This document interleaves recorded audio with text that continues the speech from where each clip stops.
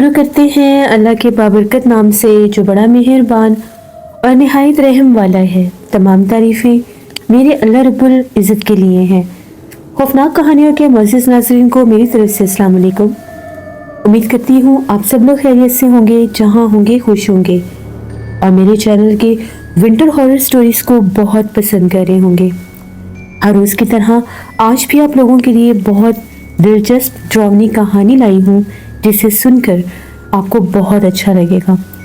ये कहानी मेरे साथ नाइला शेयर कर रही है। नाइला कहती है हम लोग बहावलपुर से आगे फ़कीर वाली गांव के रहने वाले हैं। आज आपके साथ हम लोगों की ज़िंदगी में पेश आने वाली बहुत ही ज़्यादा ड्रावनी कहानी शेयर करना चाहती हूँ। ये आज से 11 बरस पुरानी बात है। मेरी बड़ी बहन की शादी हो गई थी और बड़ी बहन की शादी होकर दूसरे गांव चली गई थी। तकरीबन 15-20 दिन के बाद मेरी बहन हम लोगों के पास रहने के लिए आई। सर्दियों का ही मौसम था। हम लोगों के गांव में एक नया पार्क बना था। पहली बार हम लोगों के गांव में एक पार्क बना था। यानी हम लोगों का गांव ऐसा था कि आप इसको कुछ हद तक कस्बा भी कह सकते थे, क्योंकि हम लोगों के गांव के आगे से रेल की एक रेलवे लाइन गुजरती थी, स्टेशन भी था और एक बाजार भी था। वो उस तरह का पुराना गांव नहीं था जहाँ पे ज़रूरियात ज़िंदगी के लिए शहरों में जाना पड़ता था। हमारे गांव में बाकायदा तौर पर एक बाजार भी था। वहाँ पर एक बहुत बड़ा दरबार भी था जहाँ पर दूर दूर से लोग आया करते थे। हम लोग भी दरबार पर अक्सर जाते थे। मेरी बहन की जब शादी की तारीख रखी थी तब भी हम लोग दरबार पर जाकर वहाँ पर लंगर तकसीम करके आए थे। वहाँ पर एक बुजुर्ग मलंग बैठे होते थे। वो हमें बहुत दुआएं देते थे। जब भी हम लोग कोई चीज़ बांटते थे उन्हें सबसे पहले दिया करते थे और वो हमें बहुत दुआएं देते थे। खैर हम लोगों ने ये डिसाइड किया कि हम लोग पहले दरबार पर जाएंगे और उसके बाद हम लोग पार्क में जाएंगे। घर वालों से भी हमने इजाज़त ले ली। हम तीनों बहनें थी और साथ हम लोगों के भाई भी थे। हम अपने भाई के साथ तीनों बहनें चली गईं। पहले हम लोग दरबार शरीफ पर गए। वहाँ पर मेरी बहन ने सलाम किया, हाज़री दी। उसके बाद वो जो मलंग थे उनको खाने पीने की कुछ चीज़ें दी, मिठाई लेकर गई थी, वो दी थी। जब हम लोग मुड़ने लगे तो मलंग बाबा ने कहा ज़्यादा रात देर वहाँ पर मत रुकना। जब उन्होंने ये लफ्ज़ बोला हम लोगों को समझ ही नहीं आई कि उनका क्या मकसद था। बस उन्होंने इतना वाज़ेह अल्फाज में कहा कि ज़्यादा रात देर गए वहाँ पर मत रुकना। ये कहकर हम लोगों ने भी सुनी अनसुनी कर दी। शाम होने वाली थी। जैसे कि सर्दी के मौसम में शाम बहुत जल्दी ढल जाती है, तो मगरिब तकरीबन हो चुकी थी और सर्दी भी अरूज पर थी। हम लोग वहाँ से निकले और पार्क की तरफ चले गए। पार्क में तो जाने का जो सही टाइम होता है वो इवनिंग ही होती है। भला दिन की रोशनी में कौन पार्क में जाता है। अब वो जो पार्क था वो दरबार के सामने वाला जो इलाका बनता था, गलियाँ थी, घर थे, उनको क्रॉस करके बहुत अंदर जाके एक पार्क बना था। यानी उसके आसपास बहुत से घर भी थे। ये मान लें कि उन घरों के आखिरी कोने पर वो पार्क था। भाई हम सबको मोटर बाइक पर बिठाकर वहाँ पर ले गए। हम लोग वहाँ पर जब उतरी, पार्क के अंदर गई, पार्क बिल्कुल सुनसान और वीरान था, सर्दी में डूबा हुआ।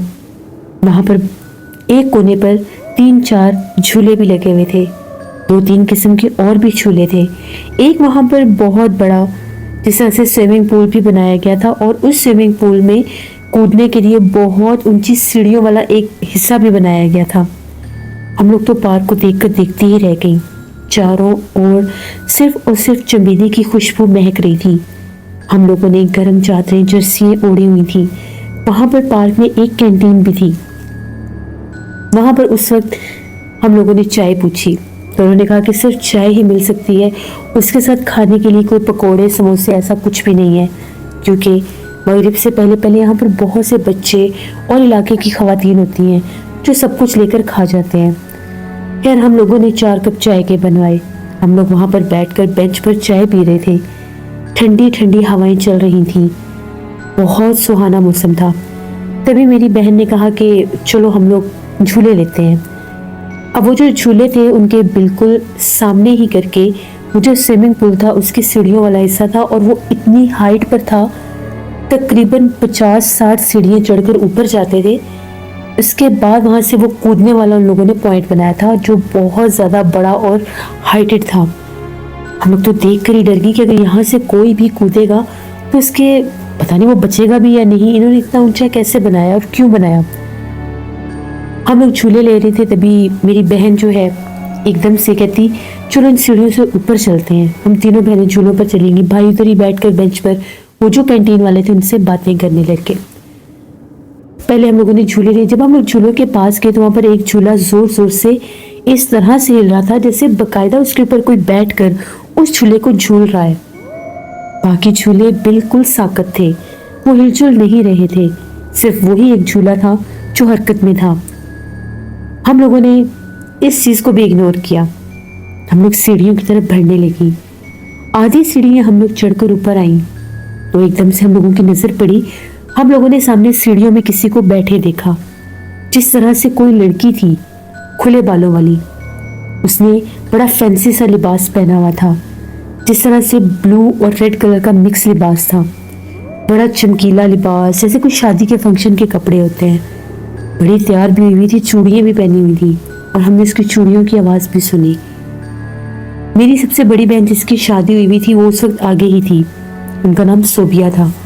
صوبیہ آپی نے یہ کہا کہ یہاں پر تو کوئی لڑکی بیٹھی ہے، وہ بالکل سیڑھیوں میں یوں سینٹر میں ہو کر بیٹھی ہوئی تھی۔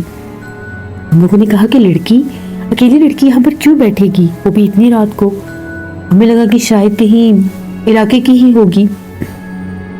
ہم لوگ اب اس کے بالکل قریب جانے لگے۔ زیادہ سے زیادہ 3 سے 4 سیڑھیوں کا فاصلہ تھا۔ تو میری آپی نے کہا کہ تھوڑا سا راستہ دے دیں، ہم نے اوپر جانا ہے۔ اس نے ایک دم میری آپی کی طرف دیکھا۔ اس کی آنکھیں بہت بڑی بڑی تھی لیکن بالکل نارمل تھی، چہرہ بھی نارمل تھا، بہت زیادہ خوبصورت بھی نہیں اور بہت زیادہ بھیانک بھی نہیں، ایک نارمل چہرے کی عورت تھی، لڑکی تھی ینگ سے بالکل۔ ہم لوگ فوراً سے سیڑھیاں چڑھ کر اوپر آ گئی۔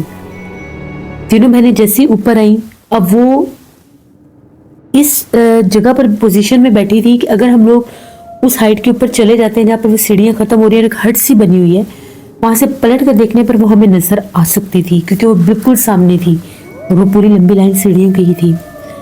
جو ہی ہم لوگ اوپر پہنچی تو ایک دم سے میرا دھیان پیچھے گیا، میں نے پلٹ کر دیکھا وہ لڑکی نہیں تھی۔ میں نے اپنی آپی سے کہا کہ وہ لڑکی نہیں ہے۔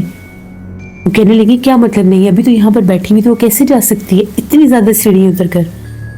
ہم لوگوں نے چاروں طرف دیکھا، اگر وہ اتر کر جاتی تو نیچے ہی جاتی، لیکن وہ کہیں بھی نظر نہیں آئی، مانو جس طرح سے وہ غائب ہو گئی۔ ہم لوگوں کو تو کچھ سمجھ میں نہ آئے کہ ہوا کیا ہے۔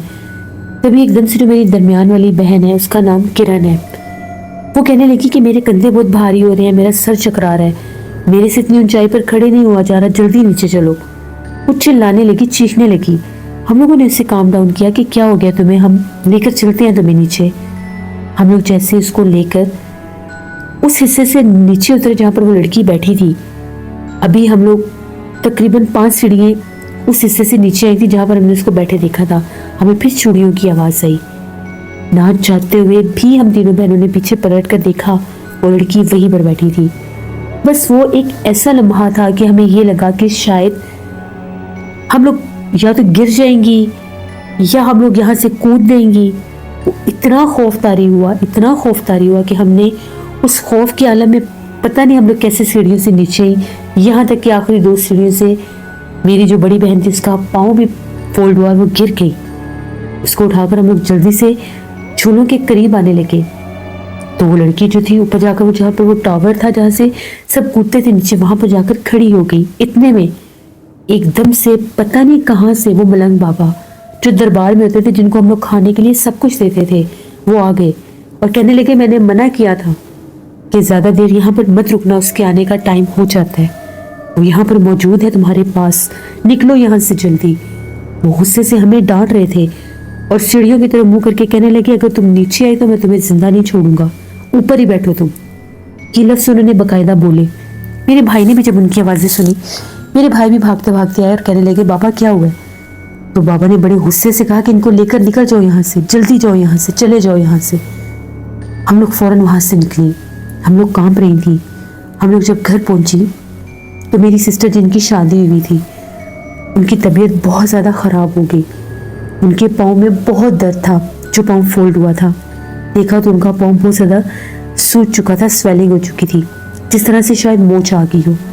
इतनी ज़्यादा सीढ़ियों से तो गिरी भी नहीं थी, फिर भी पाँव पर बहुत ज़्यादा गहरी चोट आई। अम्मी अब्बू ने बहुत ज़्यादा डांटा कि तुम लोग इतनी रात को पार्क में क्यों गए थे। फिर भी हमने उनको घर वहाँ पर सारा किस्सा बताया, जो वहाँ पर दरबार में हुआ, उसके बाद जो पार्क में हुआ। हम लोग तो बहुत खौफजदा थी। अब हम तीनों बहनें एक ही कमरे में सोती थी, क्योंकि शुरू से ही उनकी शादी से पहले भी हम लोग तीनों बहनें एक ही कमरे में सोती थी। हम लोग तीनों बहनें बातें कर रही थी, अम्मी अब्बू दूसरे कमरे में थे, भाई ड्राइंग रूम में सोए हुए थे। तभी एकदम से ऐसा महसूस हुआ जिस तरह से भाई जो हैं बड़े गुस्से से डांट रहे हैं किसी को और नाम ले रहे हैं मेरी आपी का। हम लोगों ने जब आवाज़ें सुनी हम लोग बाहर भागे तो जाकर क्या देखते हैं कि भाई जो हैं ड्राइंग रूम से निकलकर सीढ़ियों में खड़े होकर आपी को बहुत गुस्से से बुरा भला कह रहे हैं, गाली गलौज तक दे रहे हैं। हम लोगों ने कहा कि भाई क्या हुआ है आपको, आप ऐसा क्यों कर रहे हैं? तो भाई ने कहा कि ये सोबिया पागल हो गई है। हमने कहा क्यों, क्या हुआ है, क्या किया है सोबिया ने? कहते हैं मुझे ड्राइंग रूम में सोने नहीं दे रही, बाहर इतनी रात को ये घर से बाहर निकलकर मुझे खिड़की में से आवाज़ें दे रही है, उमर बाहर आओ, उमर बाहर आओ। मैंने देखा तो ये सामने सड़क पर खड़ी थी। मैं गुस्से से ड्राइंग रूम का दरवाज़ा खोलकर जब बाहर निकला तो ये गेट से भागकर अंदर आई है। मैं वहाँ से भागता हुआ इस तरफ आया तो ये सीढ़ियों में भाग गई है। हमने कहा भाई आपको क्या हो गया है? आप ही का तो पाँव खराब है, उनको तो मोच चाहिए, वो तो अंदर कमरे में लेटी हुई है, वो कैसे बाहर आ सकती है? उसी वक्त मेरे भाई ने सर पकड़ लिया और उसके रोंगटे खड़े हो गए, वो डर गया। उसने कहा मैं सच कह रहा हूँ, मैंने भी सोबिया को देखा, वो बाहर खड़ी थी। उसे यकीन ही नहीं आया, वो भागता भागता अंदर गया तो मेरी बहन जो थी वो बिस्तर में सोई हुई थी। उनके पाँव में इतना शदीद दर्द था कि उनको जो मेडिसिन थी उससे वो सो गई। भाई कहता मेरा यकीन मानो, मैं झूठ नहीं बोल रहा, मैंने खुद उससे देखा है। उसके बाद तो जिस तरह से हमारे घर में ये काम ही शुरू हो गया, मेरी बहन जो थी वो कभी अम्मी को नजर आने लग गई मेरे बहन के रूप में, वो मखलूक कभी भाई को नजर आने लग गई। यहाँ तक कि अब्बू ने भी यही शिकायत की। अब्बू रात को 10 बजे वापस आ रहे थे। वहाँ पर अब्बू एक डेरे पर बैठा करते थे। अब्बू जब वापस आ रहे थे तो अब्बू कहते हैं कि मैंने सोबिया को देखा गेट से निकलकर, तो वो स्कूल की तरफ जा रही थी। इतनी रात को मैं पीछे तक गया हूँ, मुझे वो नजर नहीं आई, कहाँ पर है सोबिया? मेरी बहन रोने लगी कि मैं तो घर में होती हूँ, मैं ये सबको कैसे नजर आ सकती हूँ, ये क्या हो रहा है?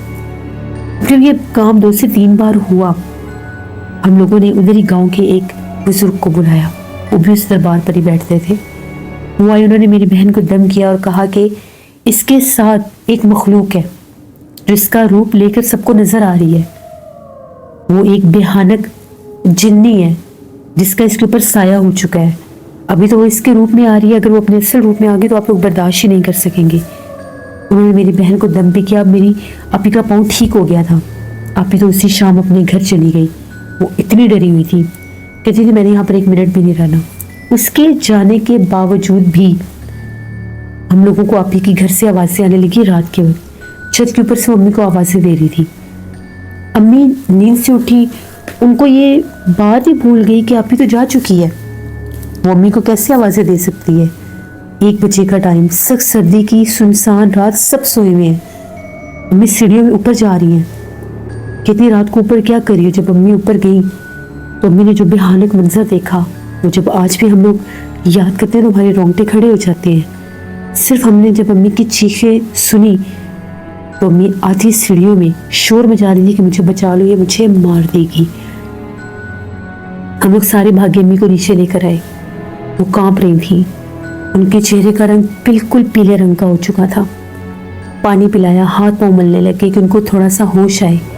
उसी वक्त छत के ऊपर से बहुत डरावनी आवाज़ें भी आ रही थी, जिस तरह से छत के ऊपर कोई बड़ी तेज़ी से भाग रहा हो। अम्मी की जब हालत कुछ नॉर्मल हुई तो वो कहने लगी कि मैं सोई हुई थी गहरी नींद में, मुझे सोबिया की आवाज़ें आ रही थी, तो मैं ये भूल ही गई कि सोबिया तो चली गई है। मैं भागती हुई सीढ़ियों में ऊपर चली गई तो मैंने आगे जाकर देखा दुल्हन के रूप में एक लड़की बैठी थी।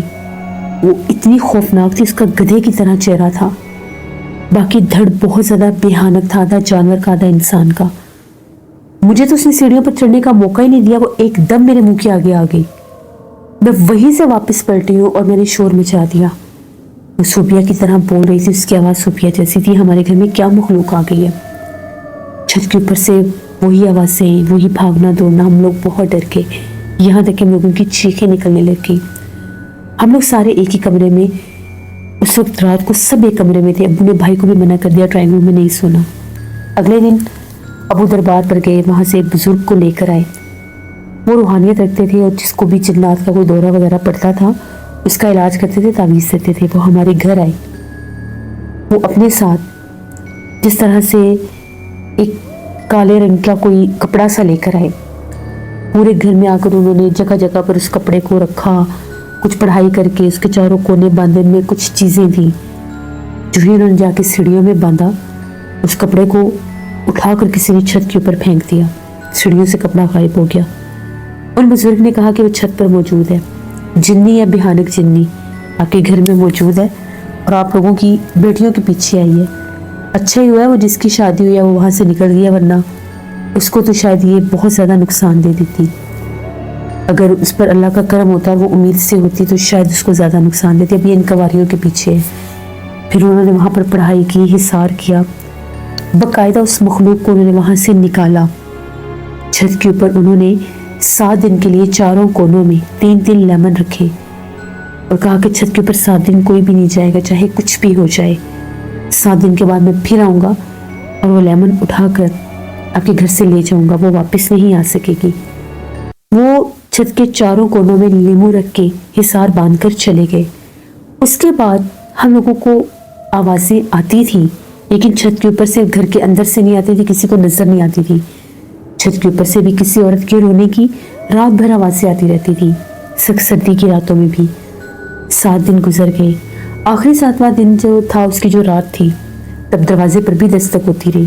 وہ منع کر کے گئے تھے دروازہ نہیں کھولنا، ہو سکتا ہے وہ کسی رشتہ دار کے روپ میں بھی آئے۔ تو ہم لوگوں نے دروازہ نہیں کھولا۔ ہم لوگوں کے گاؤں کا ہی ایک آدمی بن کے وہ باہر آئی تھی، ابو کو بلا رہی تھی کسی طریقے سے دروازہ کھولے اور میں اندر آ جاؤں، کیونکہ سیڑھیوں سے نیچے وہ آ نہیں سکتی تھی اور چھت سے باہر انہوں نے اس کو نکال دیا تھا، چھت کے ذریعے بھی نہیں آ سکتی تھی، دروازے پر بھی حصار تھا۔ ابو نے جب آوازیں سنی، ابو سمجھ گئے کہ اس وقت تو کوئی بھی نہیں آ سکتا، تو یہ گاؤں کے کسی آدمی کا روپ لے کر آئی ہے۔ پھر 7 دن کے بعد وہ آئے، انہوں نے آ کر وہ لیمن اٹھائے۔ وہ لیمن ایسے ہو گئے تھے جس طرح سے کوئی پتھر ہوتا ہے، بالکل کالے سیاہ۔ آدھا حصہ ان کا گرین تھا، آدھا حصہ کالا ہو گیا تھا۔ وہ لیمن کو لے گئے اور انہوں نے یہ کہا کہ ان کو اب بہتے پانی میں گرانا ہوگا، وہ مخلوق یہاں سے چلی گئی، دوبارہ نہیں آئے گی۔ کبھی بھی غلطی سے ان لڑکیوں نے اس پارک میں نہیں جانا، وہاں پر اس کا بسیرا، وہاں پر رہتی ہے۔ وہ جو ملنگ بابا تھے، انہوں نے ان کو منع بھی کیا تھا دن کے ٹائم بھی، لیکن یہ اس چیز کو سمجھ نہیں سکی۔ پھر انہوں نے بچا بھی لیا، اگر اس وقت وہ ملنگ بابا نہ آتے تو اس مخلوق نے ان کو پارک میں نقصان دے دینا تھا، گھر تک بھی نہیں تھا پہنچنے دینا۔ تو یہ ہم لوگوں کی ایک کہانی تھی، اسے ہم کبھی بھی فراموش نہیں کر سکتے۔ ابھی میری آپی آتی ہے گاؤں میں، ہم لوگ آج بھی اسی گاؤں میں رہتے ہیں، ہمارا گھر آج بھی وہیں پر ہے اور آج بھی وہ پارک بھی وہیں پر ہے، لیکن ہم لوگ کبھی بھی دوبارہ وہاں پر نہیں گئے۔ وہاں پر بہت سے ہم لوگوں کے علاقے میں مینا بازار لگتے ہیں، لیکن ہم لوگ نہیں جاتے، ہمیں ڈر لگتا ہے۔ تو یہ ہماری ایک کہانی تھی۔ بہت شکریہ نائلہ آپ کا۔ جیسے جو جگہ سیب زدہ ہوتی ہے، جہاں پر جنات ہوتے ہیں، جہاں پر ایسی مخلوقات کا بسیرا ہوتا ہے جو لوگوں کو نقصان دیتی ہیں، کچھ اللہ والے ان کو پہلے ہی سمجھ لیتے ہیں، جان لیتے ہیں، اللہ کی طرف سے ان کو اشارہ ہو جاتا ہے، پھر اشاروں کو وہ ہمیں سمجھانے کی کوشش بھی کرتے ہیں تو ہم سمجھ نہیں پاتے۔ اللہ سے رحم مانگنا چاہیے۔ یہ تھی آج کی خوفناک کہانی۔ اپنا فیڈ بیک مجھے ضرور دیں، آپ لوگوں کو کیسی لگی۔ آپ لوگ بھی اپنی خوفناک کہانی شیئر کر سکتے ہیں ڈسکرپشن باکس میں دیے گئے ای میل آئی ڈی doshinmir57@gmail.com پر۔ اس کے علاوہ آپ لوگ مجھے کمنٹ باکس میں بھی سٹوری شیئر کر سکتے ہیں۔ نانا جی کی کہانیوں میں بھی آج ایک کہانی آئے گی، اس کو وزٹ کریے گا اور سبسکرائب کریے گا۔